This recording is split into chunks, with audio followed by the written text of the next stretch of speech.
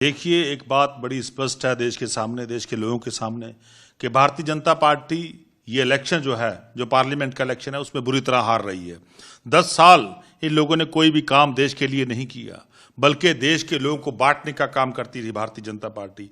और आज ये समय है कि देश के लोग इनको सब कुछ खाने के लिए तैयार हैं। इसीलिए जितनी भी अपोजिशन पार्टियां हैं उनमें डिफेक्शन करवा रहे हैं, उनको तोड़ फोड़ कर रहे हैं, उनके एमपीज को खरीद के हैं, उनके एमएलए को परचेज करने का काम कर रहे हैं। कहीं ईडी जा रही है, कहीं सीबीआई जा रही है।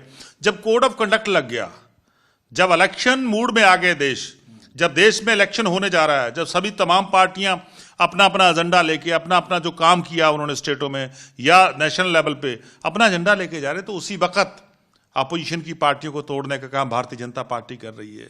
और मैं समझता हूं क्योंकि इनके सामने हार दिखाई दे रही है। इनके इंटरनल सर्वे में, जो भारतीय जनता पार्टी के इंटरनल सर्वे है, उसमें भारतीय जनता पार्टी हार रही है। इसलिए अपोजिशन पार्टी के लोगों को तोड़ रही है, इसीलिए ईडी का दुरुपयोग हो रहा है, इसीलिए सीबीआई का दुरुपयोग हो रहा है। तो मैं समझता हूं भारतीय जनता पार्टी हारेगी और आम लोग जो हैं वो जीतेंगे, क्योंकि जिस संविधान को तोड़ने की कोशिश कर रही हैं वो संविधान हमारे बुजुर्गों ने बनाया था। बाबा साहब भीमराव अम्बेडकर जी ने ये संविधान बनाया, उसको तोड़ने का यत्न भारतीय जनता पार्टी कर रही है।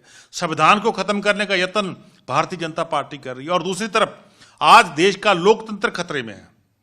देश के लोकतंत्र को बचाने के लिए हमारे नेशनल कन्वीनर अरविंद केजरीवाल जी लड़ाई लड़ रहे हैं। आज उनको झूठे और फर्जी केस में जेल में बंद कर दिया। ऐसे जेल में बंद करने से हम लड़ाई बंद नहीं करेंगे, हम बिल्कुल लड़ाई लड़ेंगे। हम अरविंद केजरीवाल जी के सच्चे सिपाही हैं, मरते दम तक लड़ाई लड़ेंगे और देश का लोकतंत्र को बचाएंगे, देश के संविधान को बचाएंगे। सुशील रिंकू जो अब तीसरी पार्टी में गए हैं, पहले कांग्रेस में थे, अब आप में थे और आप बीजेपी में गए, इन जैसे जो लीडर हैं इनकी कैसे आप समझते आगे?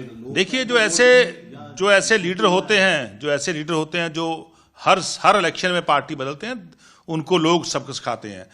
मैं समझता हूं कि आने वाले समय में जालंधर के लोग सुशील रिंकू को बहुत भारी मतों से हराएंगे उनको, क्योंकि उनको पता है कि कभी कांग्रेस में, फिर आम आदमी पार्टी में आ गए, अब जो है वो बीजेपी में चले गए।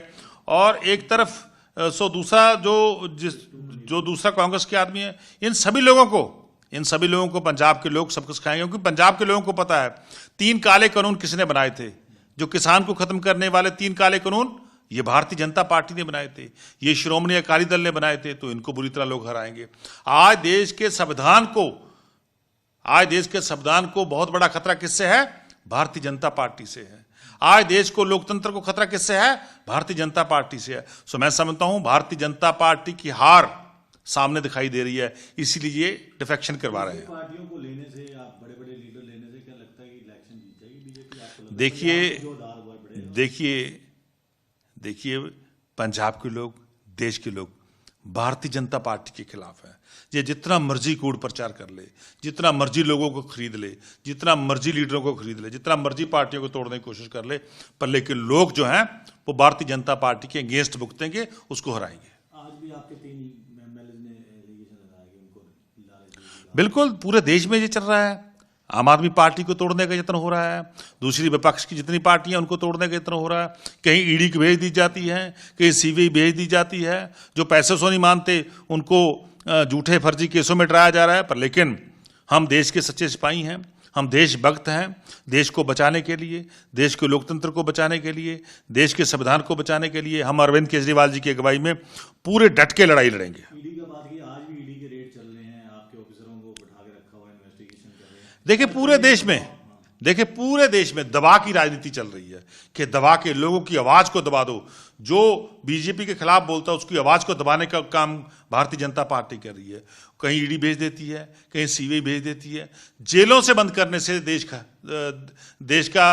को खत्म नहीं कर सकती भारतीय जनता पार्टी। नेताओं को जेल में बंद करके संविधान को खत्म नहीं कर सकती भारतीय जनता पार्टी। देश के लोग एकजुट हैं और मैं समझता हूं भारतीय जनता पार्टी को पूरा जोर का झटका देंगे और भारतीय जनता पार्टी को लोग हराएंगे।